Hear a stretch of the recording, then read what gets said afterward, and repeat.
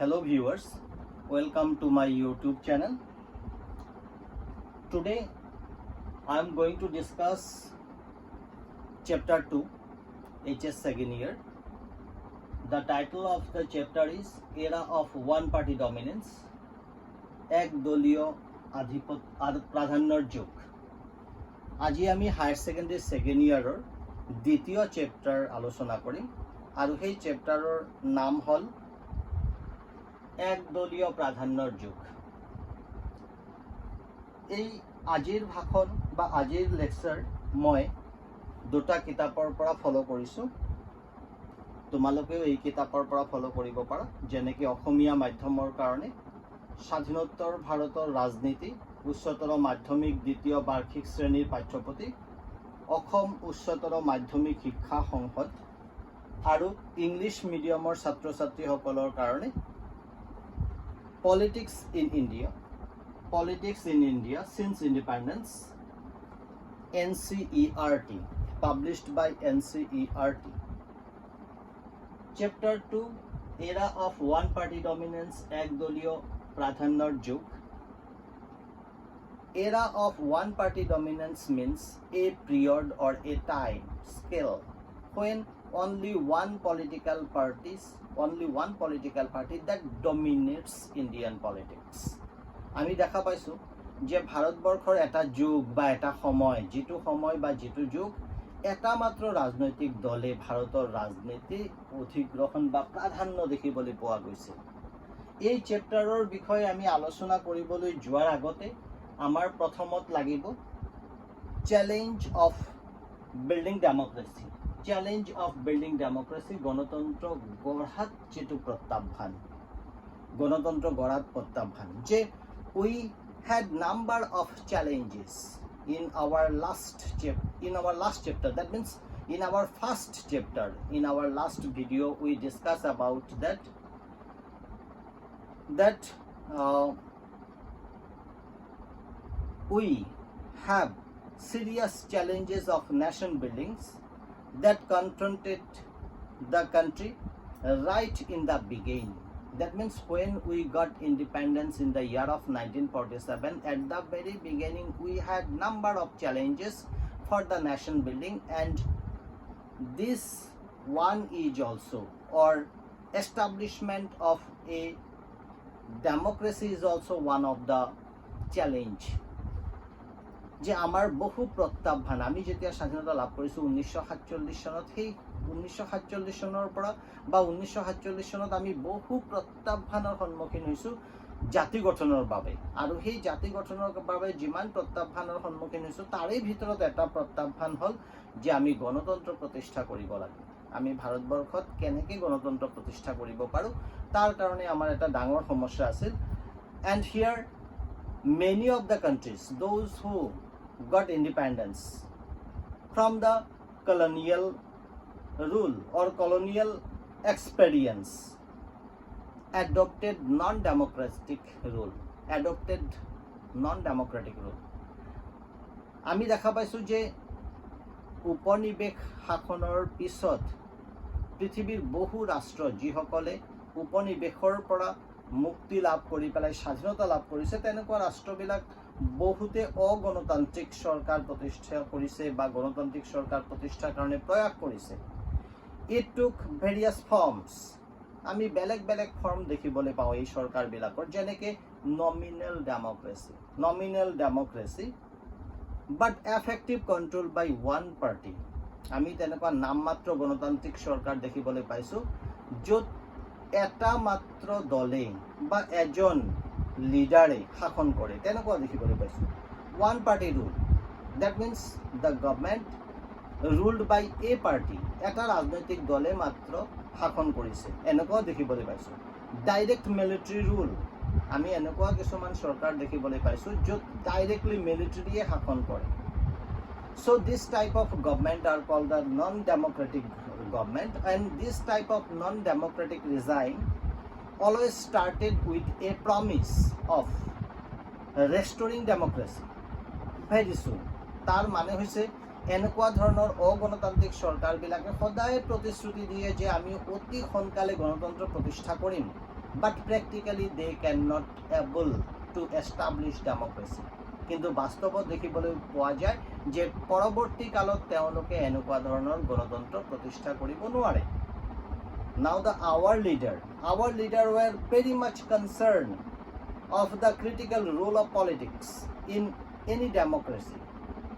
আমাৰ ভাৰতৰ ৰাজনৈতিক নেতাসকলে আগৰ পৰাই তেওঁলোকে জানিছিল যে কেনেকুৱা ধৰণৰ গণতন্ত্ৰ বা গণতান্ত্ৰিক চৰকাৰত ৰাজনীতিৰ কেনেকুৱা ভূমিকা, ৰাজনীতি কেনেকুৱা ধৰণৰ ভূমিকা পালন কৰিব পাৰে. They did not see politics as a problem. That means political leaders at that time are not against the politics. They saw it as a way of solving the problems. তাৰ মানে হৈছে আমাৰ ভাৰতৰ ৰাজনৈতিক নেতাসকলে সেই সময়তে ৰাজনীতিক ঘিণ কৰা নাই বা ৰাজনীতিক প্ৰত্যাহ্বান কৰা নাই. তেওঁলোকে ৰাজনীতিক এটা পদ্ধতি হিচাপত গ্ৰহণ কৰিছে যে আমাৰ যিবিলাক সমস্যা সেই সমস্যাবিলাক সমাধান কৰাৰ কাৰণে এটা পদ্ধতিহে বা এটা অৱলম্বনহে হ'ব ৰাজনীতি. Now, the Constitution of India was ready and signed 26th November 1949 and it came into effect on 26th January 1950. আমাৰ ভাৰতৰ যিটো সংবিধান সেই সংবিধান লিখি পেলাই আমি সহি কৰিছিলোঁ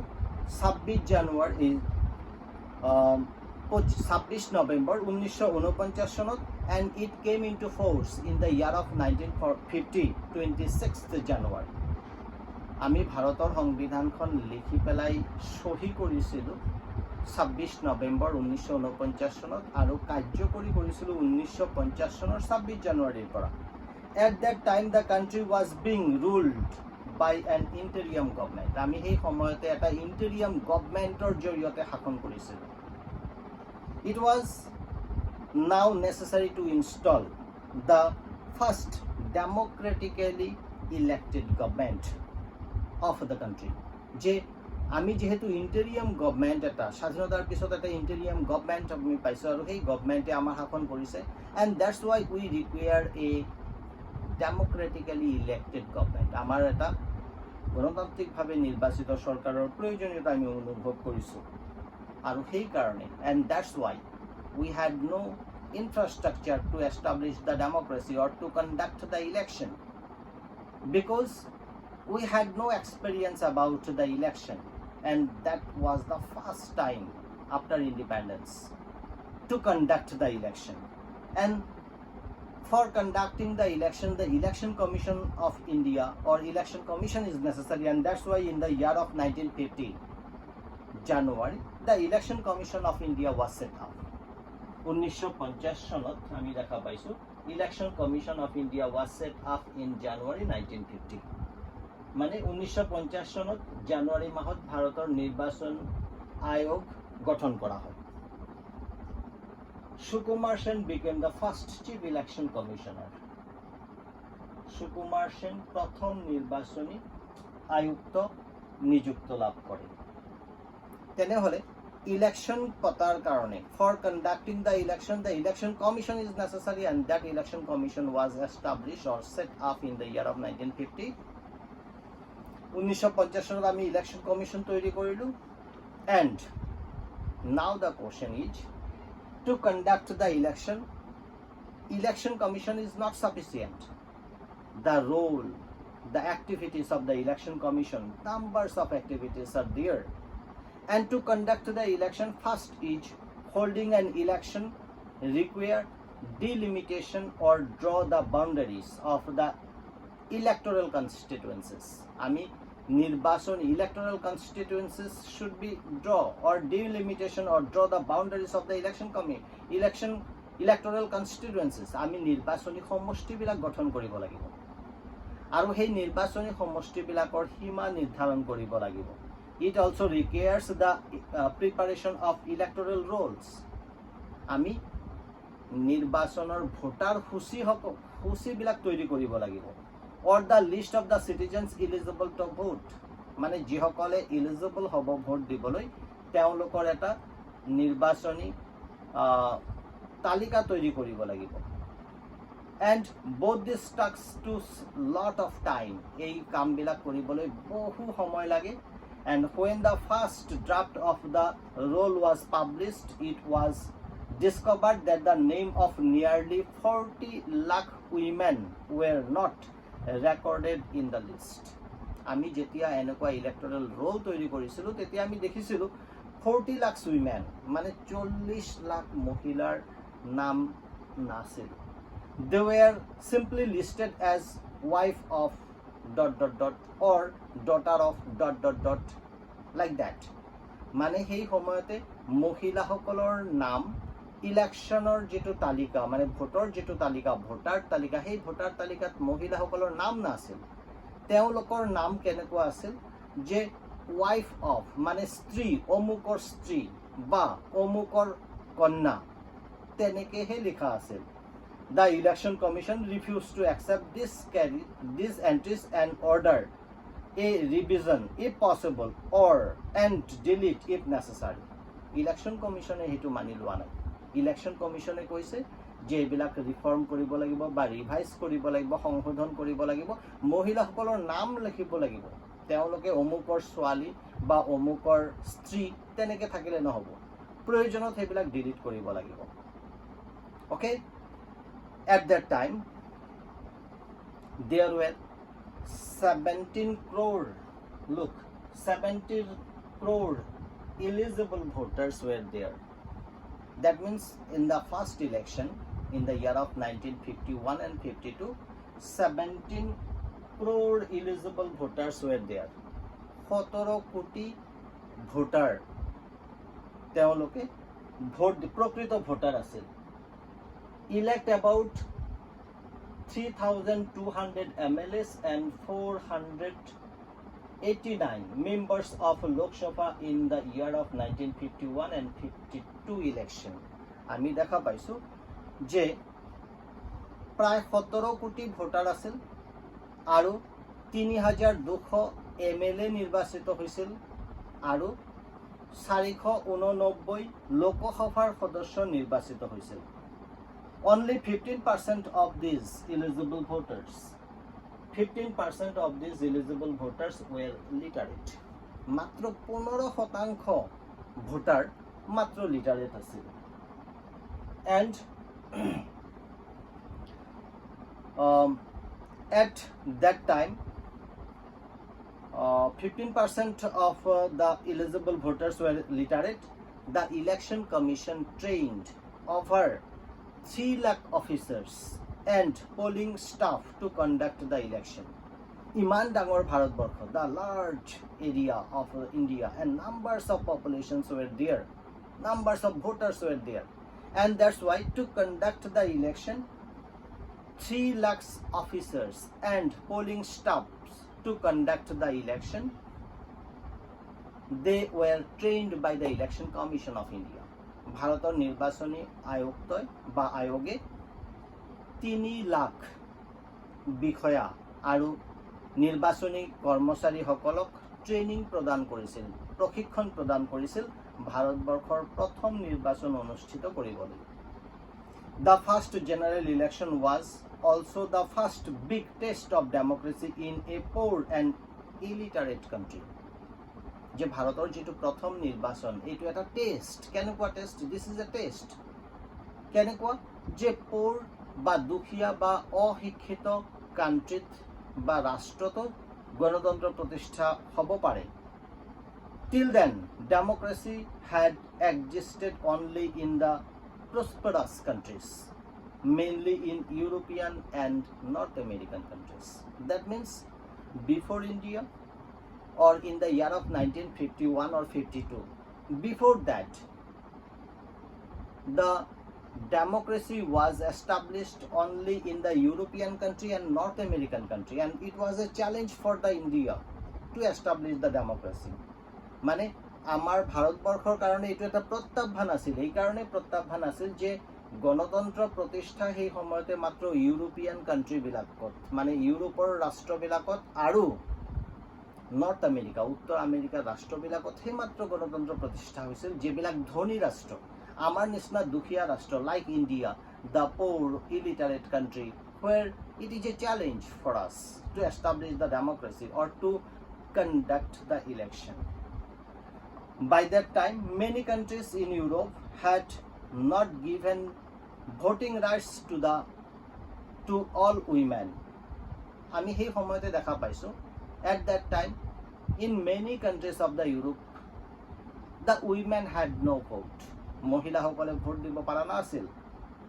যে ইউৰোপৰ বেছিভাগ ৰাষ্ট্ৰবিলাকত সেই সময়তে মহিলাসকলে ভোট দিব পৰা নাই, বহুত ৰাষ্ট্ৰ আছিল।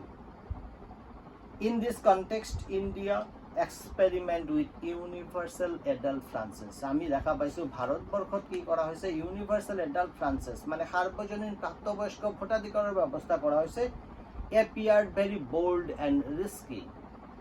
আমাৰ কাৰণে এইটো এটা ৰিস্কি বোল্ড সিদ্ধান্ত যে আমি 1950 চনত যেতিয়া সংবিধান ৰচনা কৰিছো আৰু কৰি পেলাই কাৰ্যকৰী কৰিছো, তেতিয়া আমি কৰিছো কি ইউনিভাৰ্সেল এডাল্ট ফ্ৰাঞ্চাইজ, সাৰ্বজনীন প্ৰাপ্তবয়স্ক ভোটাধিকাৰৰ ব্যৱস্থা কৰিছো। Indian editor called it the biggest gamble in history. মানে ভাৰতবৰ্ষত যে নিৰ্বাচন অনুষ্ঠিত হ'ব, গণতন্ত্ৰ প্ৰতিষ্ঠা হ'ব, এইটো এটা জুৱা, ডাঙৰ জুৱা। মানে মানুহে বিশ্বাস কৰিব পৰা নাছিল যে ভাৰতবৰ্ষত এনেকুৱা গণতন্ত্ৰ প্ৰতিষ্ঠিত হ'ব পাৰে, ভাৰতবৰ্ষত নিৰ্বাচন অনুষ্ঠিত হ'ব পাৰে। It was a great gamble. The election had to be postponed twice and finally held from October 1951 to February 1952. আমাৰ ভাৰতৰ যেটো নিৰ্বাচন, প্ৰথম নিৰ্বাচন, election held from October 1951 to February 1952. তেনেহলে 1951 অক্টোবৰত আৰম্ভ হৈছে, শেষ হৈছে 1952। Okay. Election is referred to as the 1952 election since most part of the country voted in January 1952. আমাৰ যদিও ইলেকশন 1951ত আৰম্ভ হৈ পেলাই 52 শেষ হৈছে, কিন্তু we referred the election is 1952. First election is 1952. Why it refers 1952? Because most part of India was conduct election or election held in January 1952. Most part is in January 1952, and that's why it refers not in 1951, it refers as 1952. মানে 1952 চনত ভাৰতৰ বেছিভাগ অঞ্চলত নিৰ্বাচন অনুষ্ঠিত হৈছে, যাৰ কাৰণে এই নিৰ্বাচনটো আমি 1952 চনৰ নিৰ্বাচন বুলি কওঁ। Now, election took 6 months for the campaign, polling and counting complete. তার মানে হয়েছে ইলেকশন টুক 6 months. আমার যে ভারতবর্ষের নির্বাচন অক্টোবর, নভেম্বর, জানুয়ারি, ফেব্রুয়ারি, অক্টোবর, নভেম্বর, ডিসেম্বর, জানুয়ারি, ফেব্রুয়ারি, মার্চ, ফেব্রুয়ারি, আমি দেখা পাইছো যে আমার ভারতবর্ষের যেটো ইলেকশন আৰু সেই প্ৰথম ইলেকশন 6 মাহ লাগিছিল। কিহৰ কাৰণে? ক্যাম্পেইন কৰাৰ কাৰণে, পোলিং মানে নিৰ্বাচন অনুষ্ঠিত কৰিবলৈ বা কাউন্টিং কৰিবলৈ, মানে ভোট গণনা কৰিবলৈ, টোটাল আমাৰ সময় লাগিছিল প্ৰায় 6 মাহ। Okay, and the election were very competitive. আমাৰ ভাৰতৰ যেটো প্ৰথম ইলেকশন হৈছিল very competitive. There were on an average more than 4 candidates for each seats. আমি দেখা পাইছো এভারেজ প্রত্যেক কনস্টিটুয়েন্সিত 4 জনৰ বেছি নিৰ্বাচনত প্ৰতিদ্বন্দ্বিতা কৰিছে। The level of participation was encouraging. It was very challenging. আমাক সমালোচনা কৰিছিল যে ভাৰতবৰ্ষত নিৰ্বাচন অনুষ্ঠিত কৰিব নোৱাৰিব, এইটো এটা ডাঙৰ প্ৰত্যাহ্বান। কিন্তু আমি দেখিবলৈ পাইছিলো, we saw that most of the constituencies there were 4, and the people's response was very encouraging. Most of the people were very much encouraged to conduct the election or to participate in the election. More than half of the eligible voters turned out to vote on the day of election. Election took 6 months. More than half of eligible voters turned out to vote. মানে 50% বেশিরভাগ মানুহে প্ৰথম যেটো নিৰ্বাচন অনুষ্ঠিত হৈছিল সেই নিৰ্বাচনত ভোট প্ৰদান কৰিছিল মানে তেওঁলোকৰ ভোটাধিকাৰ প্ৰদান কৰিছিল and when the result were declared these were accepted as fair when even by the loser আমি দেখা পাইছো যেতিয়া ইলেকশনৰ যেটো মানে কাউন্টিং শেষ হৈছে শেষ হোৱাৰ পিছত যেতিয়া ডিক্লেয়াৰ কৰা হৈছে আৰু সেই ডিক্লেয়াৰ কৰাৰ সময়তে দেখা পাইছো যে যিসকল লুজাৰ হৈছে মানে যিসকল নিৰ্বাচনত জিকিব পৰা নাই তেওঁলোকেও সুন্দৰভাৱে মানি লৈছে মানে ফ্ৰী এণ্ড ফেয়াৰ ইলেকশন অনুষ্ঠিত হৈছে বুলি প্ৰত্যেকে মানি লৈছে আৰু কোনেও ইয়াক বিশেষকে সমালোচনা কৰা নাই observer outside India were equally impressed. The election were the first election of India. It was impressed the observer of the outside India. তাৰ মানে হৈছে ভাৰতবৰ্ষৰ বাহিৰৰ যিসকল অবজাৰ্ভাৰ আছিল তেওঁলোকেও ইমপ্ৰেছড হৈছিল যে ভাৰতবৰ্ষত এনেকুৱা নিৰ্বাচন অনুষ্ঠিত হ'ব পাৰে and